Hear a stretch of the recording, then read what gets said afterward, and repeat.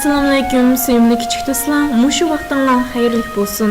Esinglardimikin, oldin qitimliq programmamizda biz sizlarga Toshbaqa bilan Toshqonning musobaqasi haqida bir hikoya so'zlab bermoqchi bo'lgandik. Hamda diqqatinglar Toshbaqa bilan Toshqonning musobaqasida bo'lsin. Toshbaqa bilan Toshqonning musobaqasi. Bir kuni hayvonlar podshohi Shir o'ziga mulozim tanlamoqchi bo'lib, chaqqon, tez yuguradigan, chidamliq bir necha hayvonni ayirib chiqmoq bo'lib, hayvonlarni yugurish musobaqasiga sapdi. Yugurish tartibiga tizganda Toshbaqa bilan Toshqon bir yuguradigan bo'ldi. Bundaq omaddan xushal bo'lib ketgan Toshqon o'zicha mag'rurlanib, quloqlarini dingaytib ketibdi. Musobaqa boshlanibdi. Toshqon bilan Toshbaqa musobaqaga tushibdi. Oxirgi nishon bu keng dalaning chetidagi bir chinor darxi ekan.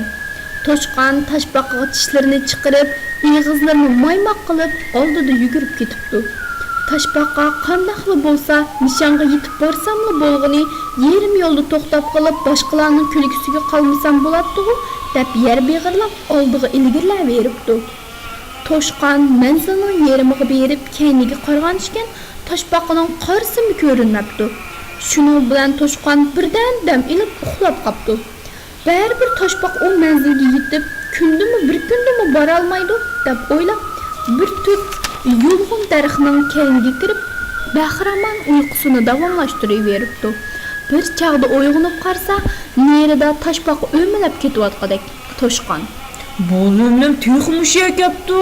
Yana bir uxlab, ondan yugursammi ilgiraman" deb yana uxlab o'tiribdi. Toshqon bir chaqda uyg'onib qarab, Toshbaqaning yenidan o'tib ketganligini, uning izidan bilibdi. Shuning bilan Toshbaqani qo'g'lab yuguribdi, toki nishonga borgacha Toshbaqadan asarmi bo'lmabdi.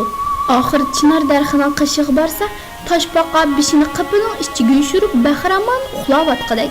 "Hey o'limtek, naq vaqtib kep bo'ldim" debdi Toshqon ochiqdan yerilg'idek bo'lib. "Men kelgili xili bo'ldi. Sening kelishingni saqlab uxlab turdim" deb javob beribdi Toshbaqa. "Shundoq o'g'lim, takabburlik, mag'rurlik odamni orqada qoldirdi. G'ayrat bilan ilgirlash odamni manziliga yetkazdi. Ostimonganmi, monganga tang. Yomini to'xtab qilish. O'zingni hargiz orqada qolgan odamlarga selishtirma. Eng yaxshisi ilg'or bolalarga selishtirib qara. Sinfingda birinchi o'rinda turganingga qanoat qilsang bo'lmaydi.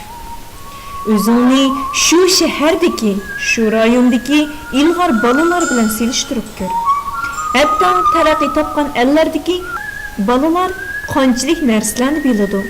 Sen qanchalik narsalarni bilasan, tasavvur qilib baq. Mana shunday selishtirish odamni olg'a bostirdi, ilgirlashga turtki bo'ladi.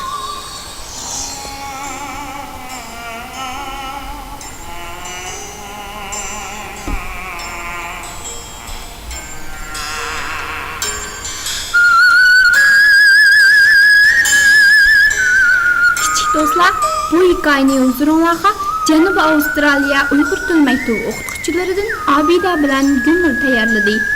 Kelarki sondagi asl mazmunlar sizlarni kutmoqda. Xayr xo'sh.